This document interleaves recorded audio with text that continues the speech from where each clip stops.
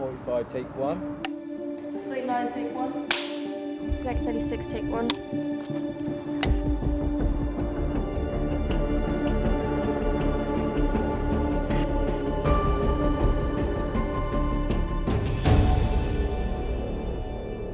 Episode 8 is the big action episode, and one of the things I think we've said before is that the Horizon show is a sci-fi show, and it has elements of drama, but in each episode we like to go off on a bit of a tangent and kind of hit another genre along the way. And with episode 8 being the action one, it hits the ground running. There's no build up to it. I mean, the opening shot is literally someone firing a machine gun, and I think, well, you wrote and directed that one and I was the DOP, and it was just fun just to be full on. We've got Joe Golby, who was our fight coordinator, come in and coordinated both the fights, and was just about cross-cutting between the two. That, again, is somewhere where actually we broke from the traditional Horizon schedule. So rather than doing it all a day, shooting any action or fighting stuff like that, it does take time, and you never have enough of it. So that was one rare occasion where we said we actually should have a separate full day for each fight. And we had the actors get together with Joe Golby, the stunt coordinator, who's great, who we've worked with before.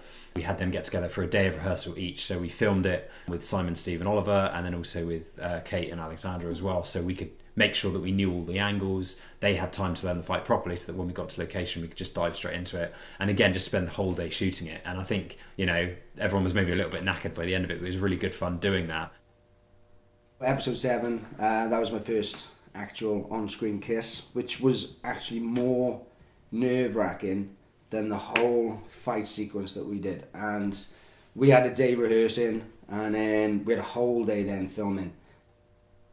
The concrete was hard, and we were padded up, but obviously there's always an element of, does this look good? Is this going to hurt? And that was not as worrying as kissing someone else on screen. It's as weird as that sounds. You softy. I know. I enjoyed it. I love any action stuff, and I just tend to do the aggressional stuff rather well. I think I got a lot of pent up anger inside, and being on set, playing these roles helps me release it so that I'm a nicer guy off set. I really enjoyed filming episode 7 and 8. 2 of my favourite episodes I've shot, I would say, out of the entirety of Horizon for me. I know Simon had particularly written me some action stuff because it was something that I'm always banging on about that I'd like to shoot. And finally, I feel like it's Nicole's opportunity to really kind of redeem herself from not being very good at that kind of stuff in season 1. I don't know if many people know this, but Tracy, the character played by my friend Lexi, she's actually one of my best friends. So getting a chance to actually work with her on screen, finally, we've wanted to do that for years. So actually getting a chance to do that was brilliant. We had previously spent a whole day rehearsing the fight. It was great kind of seeing what we could do within that rehearsal space. We actually used beanbags along the floor to kind of signify where the cell walls were going to be, and actually getting to the cells themselves when we shot on the day, and really being confined but being able to swing each other against the walls and make it really intense.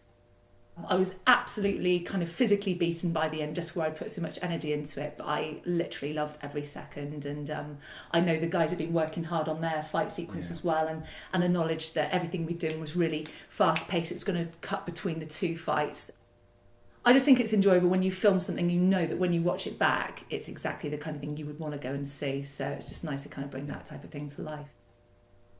These things obviously take time. You have to plan it in certain sections, so like a couple of moves, do them over and over again until you get it in your head, then a couple move on to the next few moves, and obviously the distance has to be right. You don't want to clash on someone. Once you know it all, you just have to obviously practice it. It's like doing your times table when you're a kid, you over and over and over and over.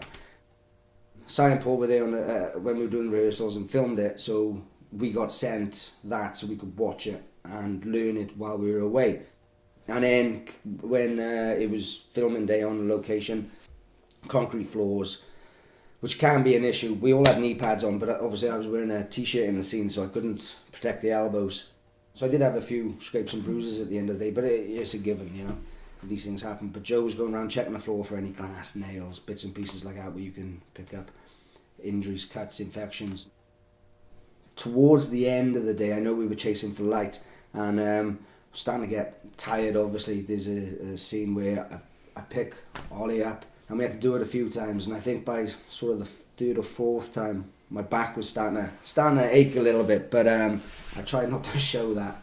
And you just carry on. You know, I'm used to getting beaten up on a rugby field anyway, so you just grin and bear it and cry about it the next couple of days when you're at home alone. Ollie accidentally kicked me in the face. That was probably through fatigue. It was towards the end of the day. I don't think we made eye contact to know what sort of timing was given, but it wasn't too bad. It was just a sort of knock, and I hope that they use that cup, because obviously it's supposed to look real. On a whole, you know, I love doing that sort of thing. I love the fighting. It's just great working with these guys all the time. I mean, hopefully one day I will beat Oliver Park in a fight. That is my aim. I don't care Life about goals. I don't care about Oscars, about making lots of money. I just want to beat Oliver Park. I want to beat him fight up as on well. screen. Yeah, that's got to happen. all I want. Let's make that happen. Yeah.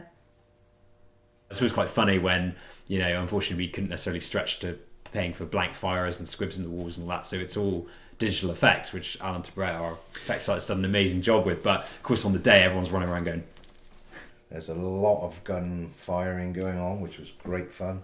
Although I'm terrible at shooting an AK-47 without going, so I'm like Pike in Dad's Army. And I really did do that. So, cut, again, damn it. It was nice from a character perspective because we start off as these guys who you don't know much about, and then throughout the season we find out more and more about each of our characters, how we come together, how we've changed our minds in certain ways, and how we are good or bad or whatever. We're obviously good. And the actual characters themselves come full circle, which is nice. You end up actually, you know, sacrificing yourself in order to save the day. So, I mean, you're essentially just the lead of the show, really. It's all about you. Damn straight. The visual effects part is great fun, but obviously it does add up. Each of those single shots of someone firing a gun just compound, and it just becomes massive. And bless him, our visual effects supervisor Al Tebret, when we sat down to look at those shots, we just listed them out, and it is over 100. So we have the muzzle flash, and we have the shell coming out the top, and bullet hits on the wall to add in, and it's surprising how your eye knows when something isn't real, and it's how, you know, the shell coming out the top of the Glock, you know, how dark it is, how blurry it is. You know, you don't need to see it all the way. I'll have to track in the computer the end of the gun and then put the muzzle flash on that so it looks like it's coming out from the side. Even put in glows on people's faces, especially in the scene where Simon Pengelly's firing. It's quite dark, so the gun would light up his face a little bit. And then bullet hits in the wall. And one of the things that surprised us or tripped us up a little bit, we would have bullet hits in the wall where next to Simon Pengelly, and we exported those shots for Al to work on, but then we realised once we put them back in the edit, there was a couple of shots of Simon Pengelly just shouting, talking to Oliver Parker, and obviously those bullet hits then need to be there as well. They're not doing anything, they're not, you know, there's nothing's hitting the wall, but the residue of the previous bullet hits need to be visible. Yeah, because I think we were quite fortunate, weren't we, in season 1 when there was that big shootout in the warehouse. A lot of it was just ricocheting off of metal. So first of all, you were leaving behind an area that had been shot up, but also, even if it did hit it, the bullet's just sort of bouncing off, making a spark, and that's it. Whereas actually there was a lot of back and forth in this where you're seeing that same wall again, so those bullet hits still need to be there. And it's handheld, so you've got to track that. Yeah. My favourite thing of the running around and shooting things was when I shot one of the writers, Chris Marshfield. Brilliant. Wasn't he in season 1 as well? I'm pretty sure he had a tiny cameo in Yeah, I season think 1. so, yeah. Easter egg, see if you can spot it. Once that edit had been done, I was really looking forward to seeing what Josh Winter would do with the score. And we had a couple of conversations with Josh about how we didn't, on some of the episodes, obviously we need a moment of, you know, reflection and when it's a bit quiet and there's no music, so then when we do bring the music in, it has a bit more of an impact. But with episode 8, it's wall-to-wall, literally wall-to-wall music for 10 minutes. So Josh had his work cut out with that, but we were really excited when Josh sent over the file and we laid it in on the Avid and hit play, and just to see what he had done, and it really, you know, brought the scene to life, and it was really exciting. And I don't think we had any changes or anything. It was just cut and paste. Thanks, Josh.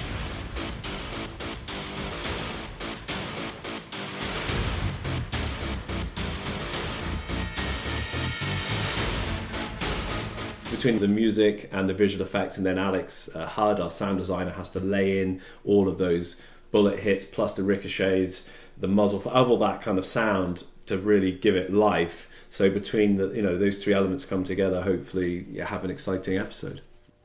The other thing to work out as well was the the geography of everything. So that building, which is now being turned into something else where the majority of it happens, the layout, where we are, if you knew the actual building versus how we used it, the layout's all over the place. So, you know, for example, there's no way to get down to the basement without passing everyone else on the stairs, but we had to make it look like there's another staircase. And I did want to shout out as well to Sam Norman, who's usually our stills photographer, but he also operated a gimbal for a couple of really nice shots when we follow the guys as they run down the stairs into the basement. There's a couple of shots there which are nice and smooth, which he did, which looked really cool. It was really nice actually to do this character turn with Tim Henley, who plays the person we now know as Brennan, because you assume he's a villain from last series. And we mentioned before that a lot of what we did in the writing of this was, okay, what is the opposite of what people would expect, and can we make that work, or does that work? And so, because we loved him as well, we wanted to involve him more, and we thought, well, actually it'd be quite nice to sort of flip season one on his head. So obviously he was literally shooting at Kate in that one. Now can we have them working together? There was a version with a car chase where you shot a music video on an airfield where the owner of the airfield said that we could potentially film on one of the runways. And so, of course, in our heads, that's like, oh my God, let's go to town here. So we actually wrote a sequence where after the escape, they get in a car and they're being chased down the runway by Tracy and Shepard.